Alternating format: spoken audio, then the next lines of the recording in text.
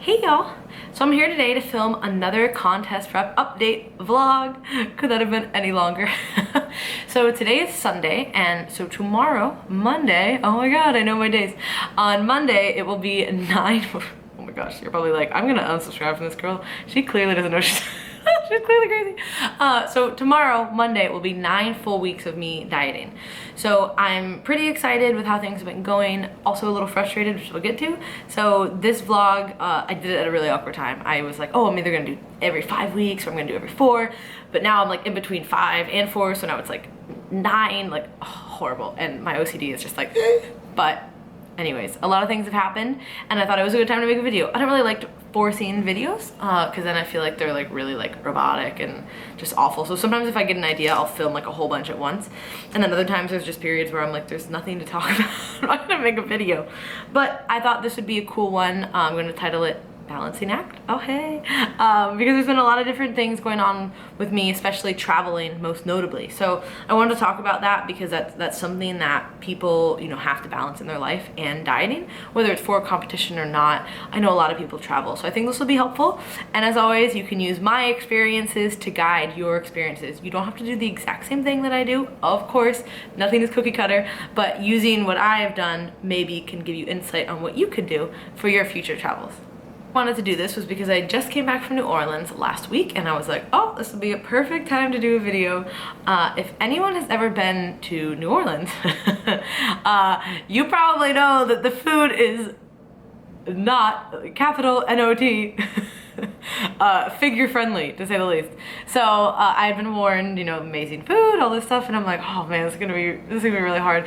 And I was like, no, you know, it'll be okay, but no, really hard. Like, people there, it's a whole other world of the way they cook, and you know, it's amazing. I really want to go back when I'm not dieting. Anyway, so me and Danielle went for the NSCA conference. Actually, they had already gotten a room, and then she's like, hey, I don't want to go by myself, so could you come? And I'm like, so that basically let me be able to go on the trip, which I'm super thankful for. And so we go to the conference. It was a 3-day conference. And when she told me it was also in New Orleans, I was like, well, this would be really fun. So, and then I knew a lot of people going, so it was an amazing time. So we flew in really early on Thursday. The conference started on Thursday, but we didn't want to waste a night there, and then we wanted to stay until Sunday. So conference was Thursday, Friday, Saturday, and then Sunday we were gonna explore, and one of my clients actually lives out there, Olivia. So we were like, we'll spend the day exploring New Orleans and like not conference related stuff. So it actually ended up working out perfectly, minus our flight getting delayed on Sunday night. It was just like, oh my god, I just want to get home. But you know, I guess apparently that happens with the nighttime flights, which I didn't know. Anyways, again, so tangenty. The more I diet, the more tangents I'm probably gonna go on, so sorry. We're traveling, we're busy, how do we handle all of that? First and foremost, with training and cardio and everything. I pretty much was trying to get all of my training done before I left, and then I actually tweaked my hammy leading into that, so I couldn't get all my training done, but it wasn't an issue because I was there with a lot of people who trained, and we actually ended up training twice, so it was fine. But if you are going somewhere that you don't know if you're going to be able to train, and you don't know if you can make it a priority to go train, then, you know, try to get your training done. At least try to get your cardio in, because that's like the last thing you want to do when you're traveling and you're busy and you're tired. And thankfully Danielle's dieting too, so I had one more cardio session, and so did she, so we did that on Sunday morning. But you know, if I was alone, it would have been so much worse. So just try to get all of that done and out of the way, so that you don't have like that holding, like, oh, okay, I have to worry about that. So like, if you get to train, if you get to do cardio, like great, that's awesome. And if not, then it's already taken care of. So that would be my #1 recommendation on that end. Then for the food, so basically what we did was, I knew going into it that her dad with the hotel had, you know, he was a preferred member, I don't really know what to call it, but he had, basically we got like breakfast coupons for free, which was awesome. It was like the buffet type style, but like you can make omelets and things. So I knew we were gonna have breakfast, and then we got some Icon meals, and then we also were like, okay, we'll bring protein powders and Quest bars, of course. And then we figured we'll do this, and then we'll be able to go out to dinner at night and feel less worried about the numbers and everything. So that's what we did basically, except Thursday, obviously I was here, and so I just ate like eggs in the airport, which was really awkward, but oopsies. But besides that, at the hotel I ordered whole eggs, egg whites, vegetables, and had an English muffin because I eat English muffins all the time, so I know what the numbers are in that. So super simple. Like, was I still starving? Yes, I wanted to eat more, but I was like, no, don't do that because you don't know what's gonna happen later. Then what we did was we would have an icon meal or like an icon meal and a half and like split one because like, we had some of the pancakes, so we would like split that. And then, like I said, protein powders. If case anyone is wondering, the Black Zone 3-way vanilla peanut butter in iced coffee, word can't describe. It is amazing. So definitely get you some of that, all right? And that was a lifesaver all weekend. So I had that, and then we would have a Quest bar, all the caffeine, all of that, so much caffeine. Like literally anything, I'd be like, oh, we're kind of tired? Okay, we'll just have more coffee. Or, oh, we'll have a pre-workout. Oh, we'll have thermo. Oh, we'll do because basically what happens with the my hair, sorry, I gotta stop. At the conferences, I'm, doing all my work, my normal client work. We're trying to, train, we're trying to go to the talks, we're trying to be like present, trying to like walk around at night. So, limited sleep. And so caffeine was definitely needed all weekend. And it's hard too when you're trying to stay on your diet when you're awake more hours, obviously. So that was also a challenge, but thankfully, like I said, Danielle was prepping, so prepping buddy. Then at night, so we did that for the Thursday, Friday, Saturday. And then at night we'd go out to dinner and, basically I would try my hardest to order the plainest things that I could. And typically what we would do is we would end up either getting like a shrimp or like a salad appetizer, me and her, and we'd split that. And then I'd either get shrimp or fish for dinner, some vegetables, and then a lot of the places had just like roasted potatoes, not roasted, like boiled potatoes that were plain, so that was good. One night I got like plain rice and the other night I got that, so that was good. And then I ate dessert every time we went out. We would get it and we would split it, of course. I could have housed like 8 of them by myself. Everywhere we went had amazing food, but I definitely, again, was I gonna know exactly what was in that? No. Am I many weeks out still? Yes. Haven't decided exactly on a show, but they will be later in the year. So I knew that I was I was very, very cautious all throughout the day. I was highly, highly active. I've been using the Fitbit, I'll get to that. Whether it's accurate or not, general, like, I'm using it as a gauge. Like, I don't really care if everything's off. But it definitely picks up if I'm walking more, and I don't normally walk like 10 miles in a day. So we were walking a lot, and so walking more, up more, way more active during the day, and I don't normally expend that many calories in the day, usually. So that kind of made me feel good. And I also brought my scale because I'm crazy, and I've been weighing myself every day. So I packed it in my carry-on, and I would kind of use that as a gauge. Like, I knew I was gonna have refeeds. And I knew I was going to be up in weight like normal, but if I was like, 3 pounds up or something, then I would have been like, whoa, slow down. But I really wasn't. I was kind of up about like a pound or so, which was super normal for me eating more on like a refeed. So I was really impressed. I used the scale, I used the mirror, and I used just my judgment of having done this for many, many years to kind of gauge how I did. And I really think I did an excellent job. No, but really I did. I was very proud of myself, because it's hard. I mean, like, I've done this so much, but it's hard. Like, I don't want to be like, I am such a foodie, that when I'm in that situation, like, I just want to order all the food, all the drinks, like, whatever, have a great time. But I did have goals, you know what I mean? So I feel like I did a really good job at balancing all of that. So I mentioned it a little bit before, but yes, I have a Fitbit. Thank you to Paul for, it was like a company, I'm gonna call it a company gift. No, but he had been thinking about it, and we had talked about this a little bit before, and using it as kind of like a gauge to, how am I gonna phrase this right? So in contest prep, right? A lot of times when we get really tired, it's like, you're just like, oh my God. And something's over there and you're like, oh, I'll just get it later. And you don't want to move, right? Whereas if you had energy or you had food, you'd be like, oh, just go get it right now. Like, and it seems so silly. And I'm somebody who's pretty active and like hyperactive, like, woo. all the time. So, but it affects me, right? So if you kind of have this baseline idea of something that could maybe track it, then maybe that would be cool. So we got this just for that, honestly, to see like over time kind of how they go.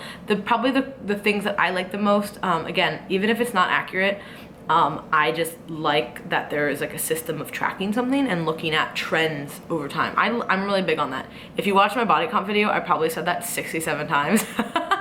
And I'm just way more into trends of things. And again, like if the scale is wrong, if the body comp is wrong, if the fucking Fitbit is wrong, like it doesn't matter. But it matters like if I see over time, like I've been consistently hitting, you know, 10,000 steps and then one day I only hit 5,000. Okay, whoa, that's kind of a weird, like how was I feeling that day? And I can kind of look at the progress with that. It also tracks the sleeping and how like restless you are, which I think is really cool too. And it's just like good feedback. I think you can also put in like training and food and everything, but I haven't even tried to like mess with that, obviously. In case Fitbit is subscribed, which they are clearly. The only thing that I don't like, again, is the kind of like how many minutes of exercising, because it says like, oh, it picks this up, but it really doesn't pick it up, because sometimes I've done cardio where I'm like I've done like at my place we have like it's like a cross ramp elliptical cross trainer type thing. Or I've like used a Stairmaster where like if I'm like holding on and I'm like not using my hands, it doesn't pick it up, and I'm like, yo, I just did like 40 minutes of that, like how did you not see that? But if I'm like outside and I'm walking, it picks it up. So it can be kind of like funky in like that regard. But again, I'm not trying to like track my minutes of exercise. I was more so like just the activity, and the steps is pretty good. And again, even if it's not just steps, it's more of just the tool. The only downside to stuff like this is people can get a little crazy, right? And they're like, oh my God, I've only hit this many steps. I gotta run around the house. Like, let me go run. So the only problem I have with recommending stuff like this is if you are in a mental position to where you think that would be you, then I would say probably steer clear of it. But I find myself to be pretty logical in not every area, but in this area. And again, I'm just using it as a tool, and I think it's really cool that I'm tracking my prep this much this time. So it was just another thing to add in there. And again, I really like the sleep thing, and I really like the step thing. So I could see too, especially like when I am traveling, if I am expending more, you know what I mean, walking through an airport or going down Bourbon Street or Magazine Street or whatever. So I got to kind of see, okay, I'm doing more and the scale is like this and I'm eating about this, and it is all just looking at progress. So I would recommend, so far I've had it for I think like 2 weeks or something. I'd recommend it. I like it so far. I know my mom has one and she likes it, and her friends all have them. And yeah, I think it's pretty neat, and it's again interesting and another way to track what you're doing. I've talked about traveling, and I just use my New Orleans trip as an example. Any trip that I've done in prep, like when I went down to Boca to sign with Blackstone and Prime Nutrition, which was amazing. I brought several meals. I brought my scale, and we also went out to eat. So when I do stuff like that, I try to control as many variables as possible, right? I am trying to pack as much food as I know exactly what's in it so that I can eat that. And then I say, okay, I have roughly this much left. I also know that when I'm on a trip, I'm gonna be expending more, but I can use the scale as a tool to see, okay, I went out to eat and I think ate about this much, like how did my body react? Because at this point, I'm pretty steady with how I react to things, you know what I mean? How when you bring your scale somewhere and it's a different floor, it may be a different weight, but if you're there for a few days, you'll be able to kind of, again, see trends. If the first day you're there, you weigh X, and then you're there for 4 days, and then you see over time how it changes, you know, you can look at that. And it's not perfect, it's just another measurement of progress. But try to bring food that you can. Try to plan training ahead of time so you don't have to worry about it. But if you do train, you know, you have another quick session in there, great. The more the better, right? I mean, I love training. So for me, I try to get like the necessities out of the way. I'm not gonna be going on vacation like, oh my God, I gotta go to like and do this crazy squat session. Like, no, I wanna get that out of the way before I go. And then, unless I'm going to like a powerlifting place, obviously. But if I'm not, then I wanna get that stuff out of the way. And then, okay, I'll just leave some like shoulders and arms for like later in the week in like one cardio session. So planning, training, and food and cardio are all really important. And, you know, be really mindful and use different gauges of progress. Oh my God. How many messed ups have I made this time? Use different things as gauges of progress. So scale, mirror, measurements, maybe a Fitbit. all these different types of things to see it like a whole perspective and not just one thing. Not just like, oh my god, the scale went up, or oh my god, this went, or oh my gosh, like, especially when you're really close. If you're really close, I would suggest like leaving nothing up to error or chance. Also, if you haven't done this before, I would definitely not recommend doing this. I've done a lot of preps and I know my body very, very well, which leads into my next point. But so for me, this is something that I am very comfortable doing, and I have absolutely no problem doing and still seeing. The mess ups and the hair today have been unreal. And this is something, again, that I've had many years of practice doing and many show preps. So I am not necessarily nervous about it. It's almost like a little challenge, but you do have to plan things. I didn't just like willy-nilly go to New Orleans or Boca or anywhere. Like, I'm going to LA and then Vegas next week. Like, I'm not just gonna be like, oh, just show up, like whatever. Now, some places have better food options than others. New Orleans, there was not many good food options. So if I wanted to go to Vegas, it would be very hard, and it will be very hard, but I can ignore the really, really tasty food, right? Because there are a ton of healthy options, especially in LA too. I haven't been yet, but I'm gonna go on a whim. And I see a lot of my friends post stuff out there. It all depends on where you're at. If you're somewhere that's a lot more health conscious, maybe like out west, then it's gonna be a lot simpler. But if you're going somewhere that has less healthy options, or maybe you're traveling out of the country and you don't know. Now, if I go to Australia again, I'll know like, okay, they have a lot of really good food. But maybe I go to like France, and I know all the food there is like really high calorie. You know what I mean? So you have to be smart, and you have to just know your body. And if this is something that you are doing for the very first time, I would leave as little to chance as possible. The last point I wanted to make was about body fat sticking points. These are the worst. So everybody will have like little plateaus, of course, in a prep, but there's actual, like, for me at least, I found that I have very, very distinct sticking points. And they are like the biggest pain in the ass to get through. So what'll happen to me is like, I will have, you know, like, oh, okay, progress is like kind of slow, and then it'll go, and slow, and then go. And then there's like these sticking points where I will be around a certain weight no matter what I do for a while. And it's just very, very frustrating. Like for me, the two that are the worst are below 135. My body does not really like to be below 135. And then getting under 130 is like, that's like the last bit that's just like really bad, right? So my body's happy area is kind of above 135. So getting below those two sticking points I know are very, very challenging. 145 also seems to be one. So my relatively lean, but still like trying kind of hard weight is like 135 to 145. And then once I get over 145, my body can kind of go up to about like where I was to start.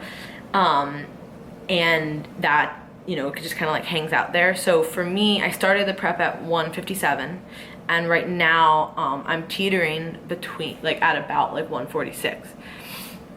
So I've hit this plateau, and I've been about here for like 2 weeks now. We dropped last week, and I knew coming back from the trip, I was like, I want to drop anyway. I just knew we needed to. And I haven't really seen many weight changes this week with the drop, which can be very frustrating. Of course, smiles. You know, it's hard because you know how hard you're trying, and you know how hard you're working, and nobody else knows that besides you.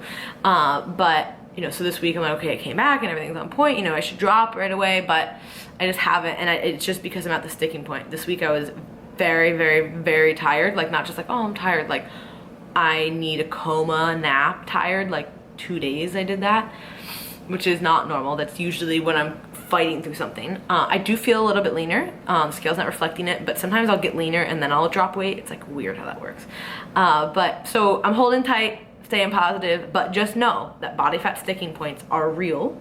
Like there's probably like no research, no evidence, no anything to back that up. But for me, every single prep I've done, I've had these. Like, doesn't matter where my calories start, doesn't matter where my body fat starts, I will always have specific sticking points and things that are just harder for me to get under. And every time they're different. I'm not somebody personally who just loses weight very linearly and very easily, and I would probably say that most people don't. But there's obviously gonna be those people who are just like, oh, of course, there was a breathe. I didn't have to drop. I mean, I didn't have to change anything. I just kind of just kept dropping, you know. That's not me, not the reality for me. And I do have very, very specific areas that are harder, you know, like time points. So I'm fighting through one of those right now. So if any of you are listening and you're in something like that, you know, hold strong. The worst thing to do right now would be for me, when I came back, I knew before going into my New Orleans week that I was probably gonna have to drop when I got back. That was just like my feeling. And then when I did come back, I pretty much maintained, which was excellent. Again, barring all the stuff that I had to deal with and you know, the potential overeating, but the higher exercise and like not really know what was going on. My goal was to maintain that weekend, and I did. So that was like, yes, okay, good. But I knew I needed to drop after that, right? So I made the decision to drop, and then I was really hoping that, okay, a week back on consistency and a week after dropping some, I'm gonna see some changes, but I am at that sticking point, I think, and it's just not moving right now. But so the easy thing would be to on Monday be like, oh, whatever, I'm not making progress. I just gotta drop. Not a good idea. I usually don't suggest, unless you are a few weeks out, to drop every week. I would wait at least 2 weeks on a drop. Sometimes it just takes your body time to adjust to the, you know, the lower calories. And then, like I said, sometimes you physically get leaner, and then the scale doesn't really show it, and then it just kind of catches up. Again, I don't know what kind of voodoo magic that is, but it it somehow seems that way, and I feel a little bit tighter at this weight and than I did last week, so that's good. So I'm hoping that maybe in the next week I will have more progress, but for right now I'm definitely in a sticking point. I'll be sure to take pictures this week, which would be tomorrow, but I didn't last week because I got in at like 2 a.m. or something on Sunday, and I was exhausted, and I was just like, I'm not taking pictures. Literally, like, in that voice. It was a weird day, and I just didn't take any pictures, but I'm gonna take them tomorrow, and I'll be sure to post them like usual. And like I said, I'm in that sticking point right now where it's just kind of like grind. Hope you see something. Eventually you will. So that's a little frustrating, but if anyone else is going through that, that's why I wanted to make this video, because you know, it's a real thing, something that I deal with, something that a lot of my clients deal with. So if this is you right now, don't give up and don't cut your food right away if it's been a week or something and you've changed things and you're like, oh, I haven't seen it. Again, context, if you're a few weeks out, it's a little bit different story.